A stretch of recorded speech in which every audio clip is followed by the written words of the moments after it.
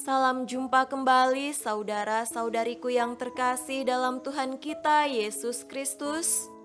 Salam sejahtera untuk kita semua. Berkat Allah yang Maha Kuasa senantiasa menyertai kita. Marilah kita mendengarkan dan merenungkan bacaan-bacaan kitab suci hari Kamis tanggal 27 Januari tahun 2022. Bacaan pertama dari kitab kedua Samuel pasal 7 ayat 18 sampai 19 dilanjutkan dengan ayat 24 sampai 29.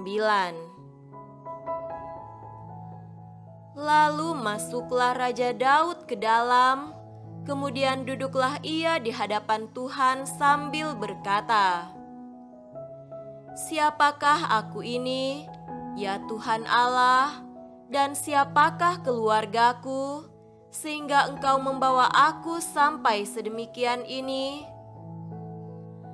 Dan hal ini masih kurang di matamu, ya Tuhan Allah, sebab itu Engkau telah berfirman juga tentang keluarga hamba-Mu ini dalam masa yang masih jauh dan telah memperlihatkan kepadaku serentetan manusia yang akan datang, ya Tuhan Allah.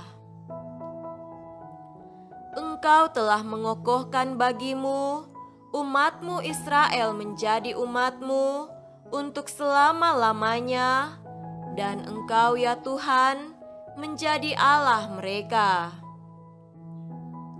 Dan sekarang, ya Tuhan Allah, tepatilah untuk selama-lamanya janji yang Kau ucapkan mengenai hamba-Mu ini dan mengenai keluarganya, dan lakukanlah seperti yang Kau janjikan itu.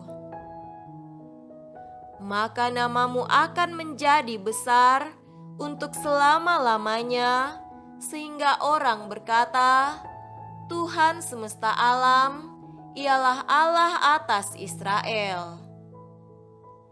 Maka keluarga hamba-Mu Daud akan tetap kokoh di hadapan-Mu. Sebab Engkau, Tuhan semesta alam, Allah Israel, telah menyatakan kepada hamba-Mu ini demikian, Aku akan membangun keturunan bagi-Mu. Itulah sebabnya hamba-Mu ini telah memberanikan diri untuk memanjatkan doa ini kepadamu. Oleh sebab itu, ya Tuhan Allah, Engkaulah Allah dan segala firman-Mu lah kebenaran. Engkau telah menjanjikan perkara yang baik ini kepada hamba-Mu.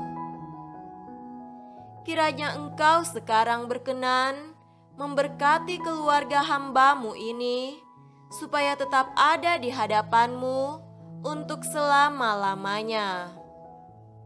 Sebab, ya Tuhan Allah, Engkau sendirilah yang berfirman, dan oleh karena berkat-Mu, keluarga hamba-Mu ini diberkati untuk selama-lamanya. Demikianlah sabda Tuhan. Syukur kepada Allah.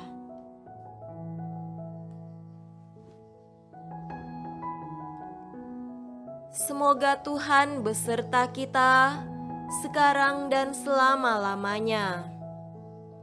Inilah Injil suci menurut Markus.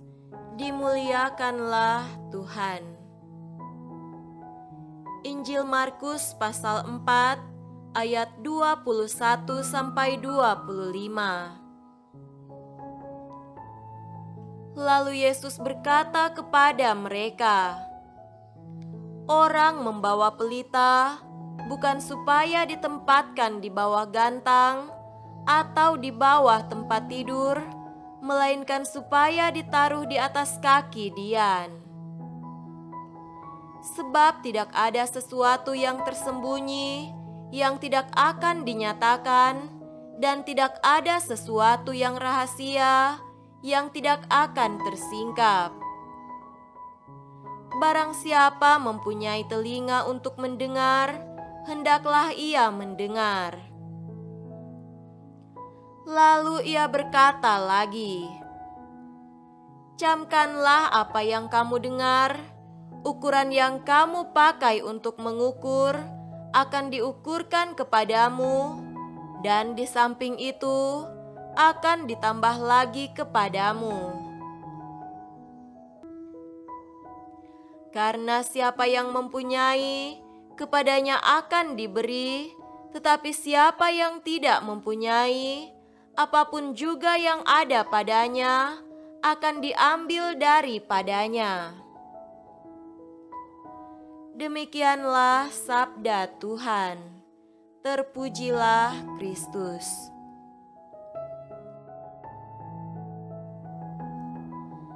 Saudara-saudariku yang terkasih dalam Tuhan kita Yesus Kristus, tema renungan kita pada hari ini adalah pembawa sukacita.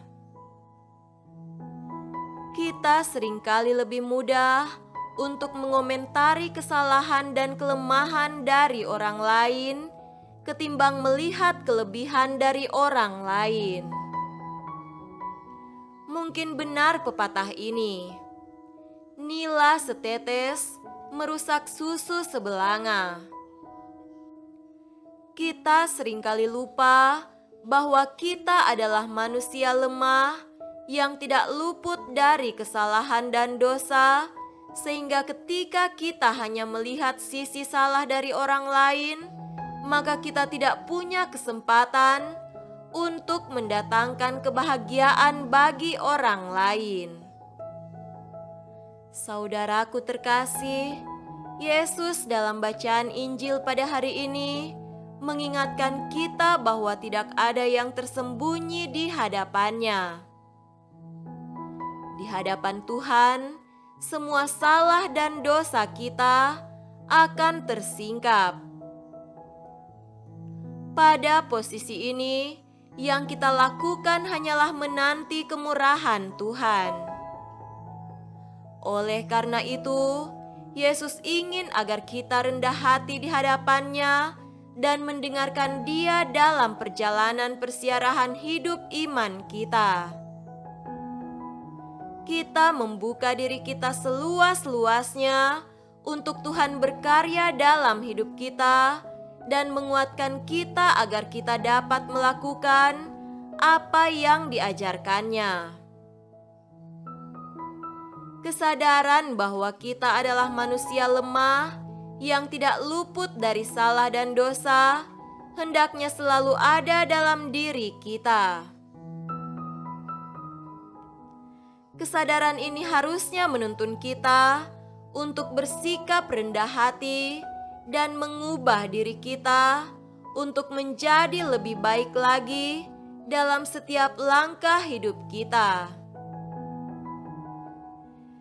Ketika kita hanya berfokus pada kesalahan dan kelemahan orang lain, maka segala sesuatu yang kita kerjakan dan lakukan dan bahkan apapun yang ada di sekitar kita tidak akan berjalan dengan baik.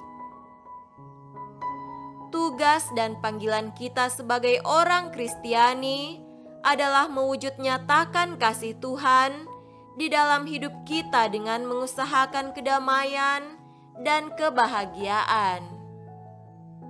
Oleh karena itu, marilah kita berusaha untuk menciptakan kebahagiaan dalam hidup kita dengan mewujud nyatakan iman kita lewat tindakan-tindakan kasih bagi setiap orang. Semoga demikian. Amin.